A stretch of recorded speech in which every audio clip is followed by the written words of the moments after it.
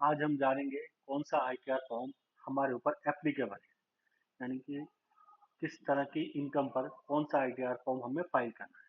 तो सबसे पहले हम चलते हैं who is eligible to file ITR one for financial year 24-25। ITR one form किसको फाइल करना है? इसमें ये पर्सन है जिसकी इनकम एक हाउस प्रॉपर्टी से हो, salaried person, total income up to ₹50 lakh and no business income, capital gain under section 112A up to 1.25 lakh and other income like bank interest। इन सब पर्सन के लिए जिनको इस तरह की इनकम है उनको आईटीआर वन फाइल करनी होगी। सेकंड चलते हैं हम ITR two. ITR two, who is eligible to file ITR two for financial year 24। Eligibility of ITR two: residents, individual with salary और pension income.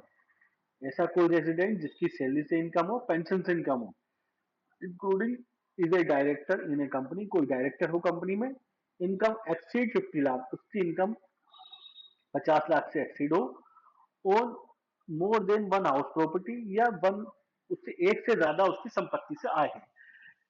Have capital gain, have foreign income assets, agriculture up income up to ₹5,000, have invested in have invested in unlisted equity share, income from other sources, lotteries, horse racing, etc., family pension, agriculture income up to ₹5,000। In eligibility कौन नहीं भर सकता ITR to? इसके लिए individual HUF having income from business profession, ऐसा कोई individual या HUF हो जिसकी इनकम बिजनेस और प्रोफेशन से आती हो। Companies, firms and trust are not eligible to file ITR. कोई भी company, firm, partnership firm, trust ये एलिजिबल नहीं है आईटीआर टू फाइल करने। अब चलते हैं हम आईटीआर थ्री, एप्लीकेबिलिटी या who is eligible to file ITR three. All the income mention in ITR two, business profession, जिसमें बिजनेस प्रोफेशन से इनकम हो, फ्यूचर से, ऑप्शन से, ट्रेडिंग से, इक्विटी से, speculation etc. Crypto income if reported as a business income as a partner in a firm।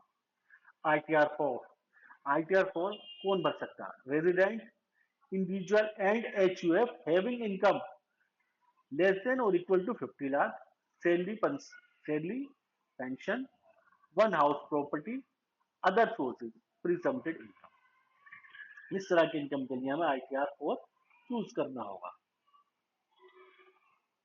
आज के लिए इतने, और नई वीडियो हम समाप्त करते हैं अपने।